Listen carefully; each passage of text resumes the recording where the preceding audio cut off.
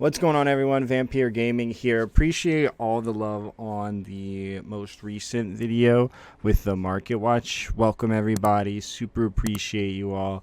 More content to come there. If you're unfamiliar with my content, I do a little bit of Market Watch content, competitive One Piece, off-meta One Piece, and just overall like general knowledge of the game and things in that spectrum.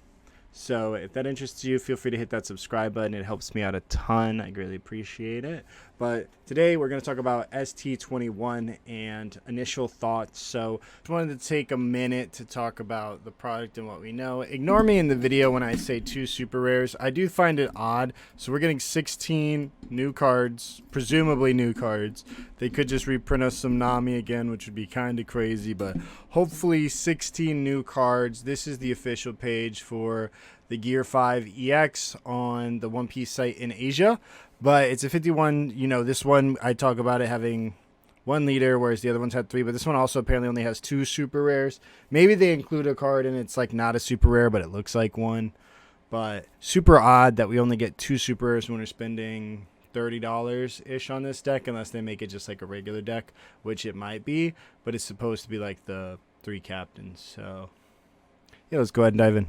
So far we've had the leader and the Zoro revealed, and truthfully for a deck like this, so if you're unfamiliar, so this is ST21. It's an EX Monkey D. Luffy Gear 5, and it is essentially revamped ST01, which was the very first Luffy structure deck, and they really meant that. So we're going to talk about a couple of things, but this product specifically, it's like a $30 deck typically here in the West. And so these historically, the past 2 were the 3 captains and then the 3 brothers. They all had multiple leaders, and they had like interchangeable leaders that you could use with the deck, but then each one had their own cards. So this is the first one to only have 1 leader. We just get the Gear 5 leader, but we get all of the other things. There's a pack which will contain 3 cards, like the 3 brothers decks. But is that enough to make you want to buy this? Well, let's go ahead and talk about it. So in today's video, we're going to talk about comparing it to ST13. So we're going to take a look at ST13, which is the 3 brothers, and then see like what comes from there to kind of get an idea of what we can expect. Then we'll take a look at the original Luffy structure deck ST01, and then we'll talk about the cards that have been revealed if you haven't seen those, and then we will predict some of the cards, and to wrap it all up, we're going to talk about will this deck be good, and just my thoughts on that matter. So let's go ahead and take a look at ST13. All right, so I know I said we're going to look at ST13, but let's take a look at ST10, which is also the first one. You get these 3 leaders that I mentioned, and then one thing to note, you get 3 super rares, whereas typical decks you would get 2. We're getting 3 super rares. And then these all kind of vary, but you can see here they have characters that support their captains, and it's divided across, and then we get 3 events. So we get 3 events, 2 actually for Luffy, 1 for Kid. But then here's ST13, again 3 leaders, yellow common denominator, and then a full suite of characters related to each one. You see here we get Shanks, which is for Luffy, and then for Ace we also get the Newgate. And so really just tying in to these characters and whatnot. And then again we see 1, 2, 3 super rares, and then 3 events, which gives us a good idea of what we can expect and the kinds of things. So of course we've got the Luffy leader, and so I think it just makes sense that we can expect his crew, and that we'll see a larger spectrum of those. There are a lot of cards that I personally would like to see, but I doubt we see them. But so we've got a good idea here. It looks like we'll probably get 3 super rares. I think that's a safe bet on that. And then a variety, you know, we get Searcher, events, different things, and then like these are counter events, just a whole bunch of different items. Let's go ahead and take a look at ST01. So let's go ahead and take a look at the first ever deck, and as you see here, of course, we only get 2 super rares, one of them being Monkey D. Luffy and one of them being Zoro. So we've already seen Zoro, and we'll talk a little bit more about it in predictions, but I think it only makes sense that we're going to get a Luffy. But then, of course, who else? I think it also just makes sense for there to be a Sanji. This Sanji already had Dawn X attached to. And this leader, so is give this leader or one of your characters up to 1 rested Dawn. So the new Gear 5 Luffy has just revamped this. But I imagine, so we got a lot of vanillas in this deck. We got Karu and we got Nico Robin. Nowadays, you don't really see vanillas in decks, which is great. You know, we've come so far. So I doubt we see any vanillas, but it'll likely be the first time we see a new Nico Robin here for red with decent stat lines. Previously, all of Nico Robin has been pretty low. And things like that. But you, of course, you know, we get 3 events, 1 stage here. I wouldn't be upset with the revamped stage. I think this was actually one of the better stages. To activate main, you may rest this stage up to 1 Straw Hat character type leader or character on your field gains plus 1,000 power. Now, if this is something like Moby, a boat, this could be insane. Like, if it's just, if you have this and your leader is Monkey D. Luffy, all of your Straw Hats gain like plus 2,000 power, and we just give them a Nugget, we could be cooking. We could be cooking. Or anything, like maybe it's even like it costs 1 and it has trigger and it does the exact same thing, and you draw a card or something like that. Or like during your opponent's turn, they gain 1,000, kind of like the new ST14, where it gives them plus 1 cost. Maybe it gives them plus 1,000 power. That could be big, especially if it replaces itself and draws a card. So I imagine we'll probably see a new stage. And now let's take a look at the cards that have been revealed. So far, we've seen 2 cards be revealed. Of course, one being the leader, and I mentioned it is a, you know, we got Gear 5 Luffy. Card looks sick. And if this is going to have texture, I'm sure this is going to look amazing. You've got that Conqueror's Hockey going on.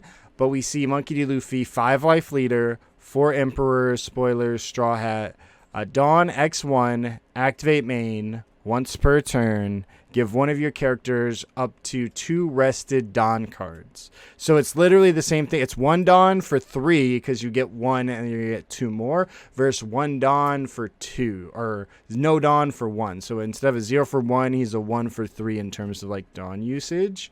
And so it's really like the Dawn X1.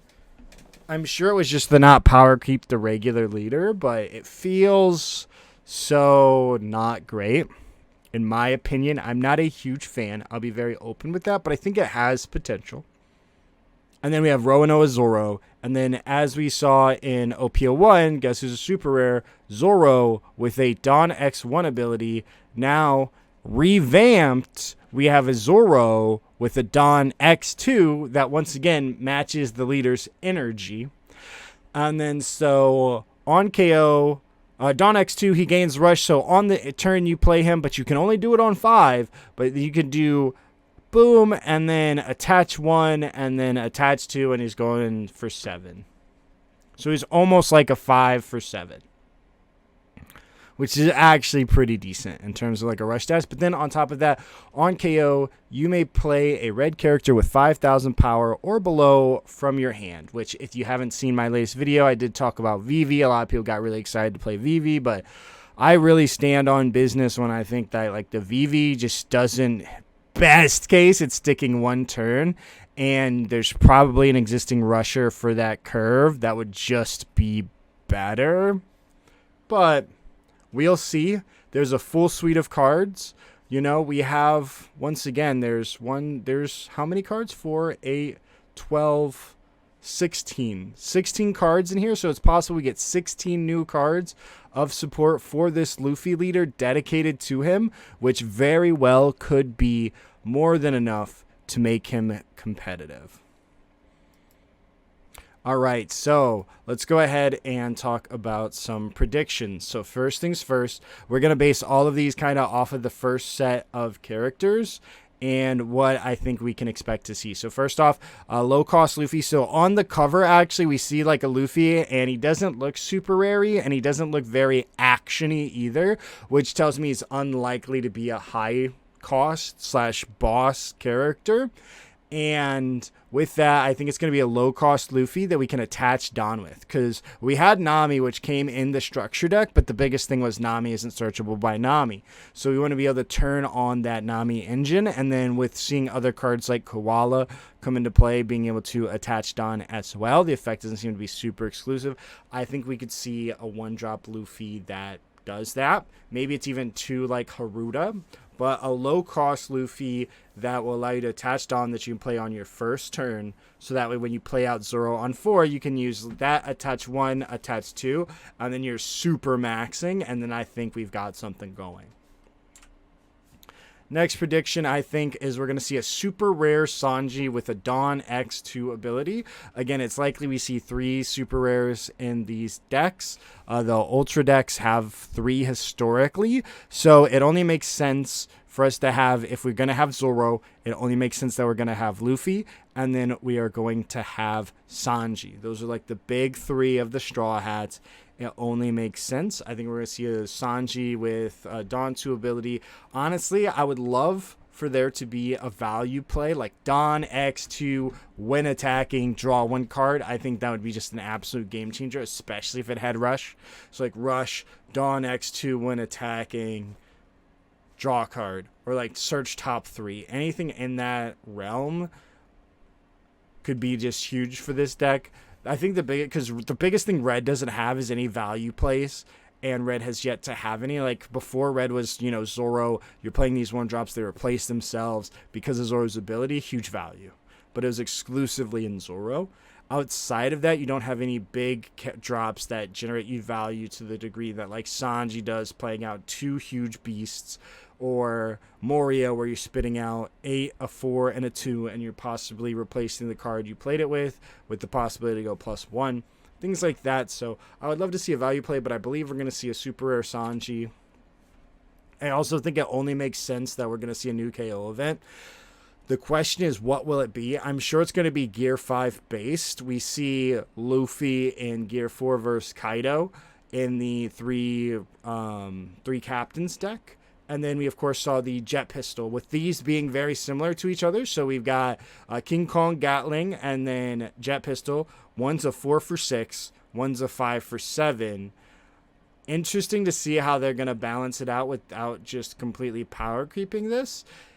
Because I would love to see something, honestly, along the lines of a Flame Emperor, where it's like KO a 9 cost and gain Banish, because then you, of course, can use your leader. Or like KO a 9 cost, attach 1 rested Dawn, something that will like do that to just give you the leader ability, something that plays into that, but also can like remove a Moria.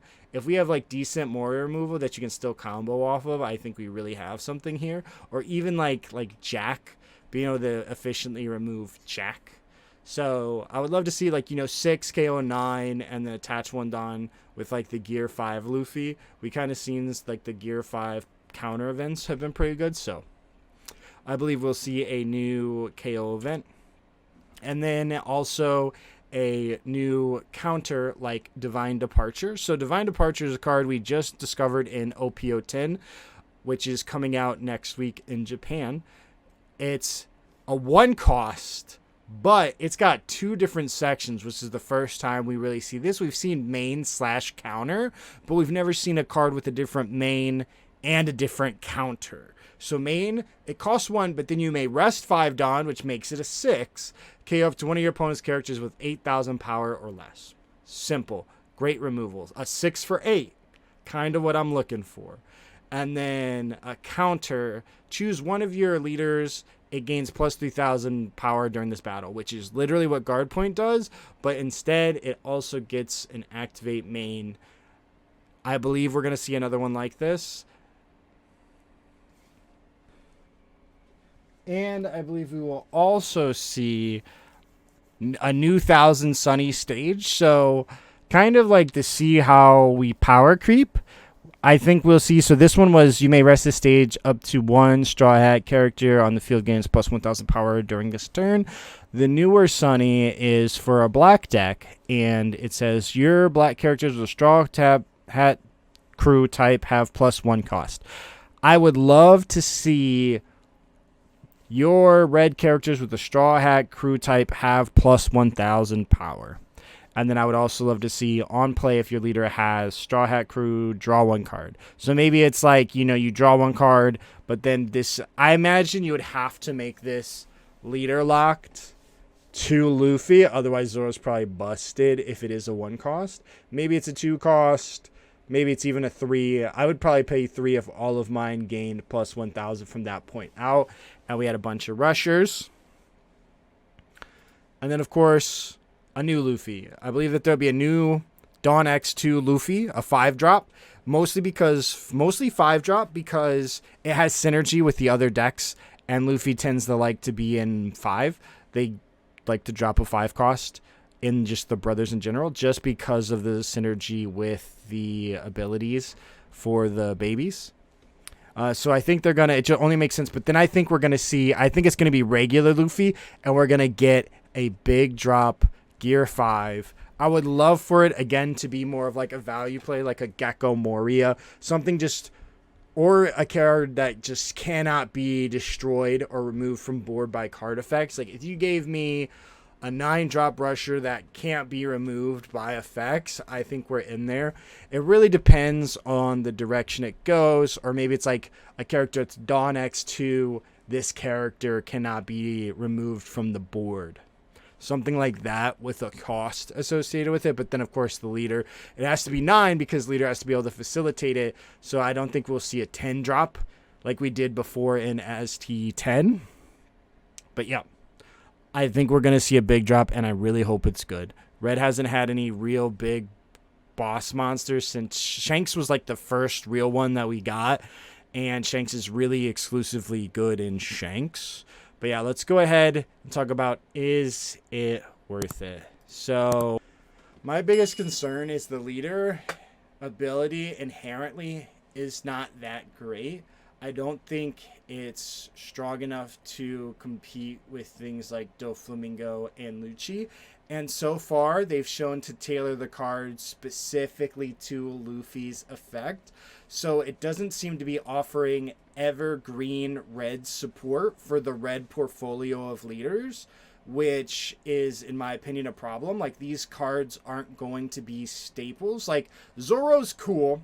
I'll give Zoro that because he has a, quote, anti-black effect to where, they KO you. You're like, okay, I'm going to spit this out. But you got to remember, this is OP10, and there's a new black-blue leader, which is called Usopp. And so you're going to get Rebecca, Gecko, Helmeppo, Hina, Houndblazed, and Ama sorted, in my opinion.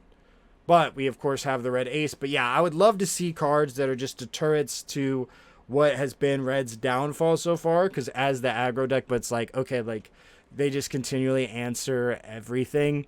My biggest concerns are that in terms of this being worth it, the cards have to be playable in other decks and also be suitable down the line. And as it stands, there is only 2 leaders that can effectively utilize these cards, and that's because of their abilities. And one of them is Luffy, and the other is Dragon. So my argument is that Dragon is pretty much the better leader because you don't have a requirement. The only thing is you have to give 2 attached Dawn. So depending on how they shake out, like, this card has no cost requirement on Dawn outside of like attaching it, but then you can give 2 to your leader and then give it to somebody else. So on 6 you're going 7-7 with Zoro, which is kind of sick. But yeah, let me know, what are your thoughts? Do you think this deck is worth it? Because I'm on the fence. I think it's sellable. We're still early. I think it's sellable. There is hope. There is hope. It could be worth it. If we see any card like Gecko Moria, instantly worth it. If we see a decent large drop, it could be worth it. A good 5 drop, because then we can play it in Sabo, which Sabo has the potential to be super aggressive. So we love to see that. But yeah, definitely I'll keep you guys updated. And then, of course, once the full deck is out, we can revamp this and revisit this. But thank you all so much for watching, and I'll see you in the next one.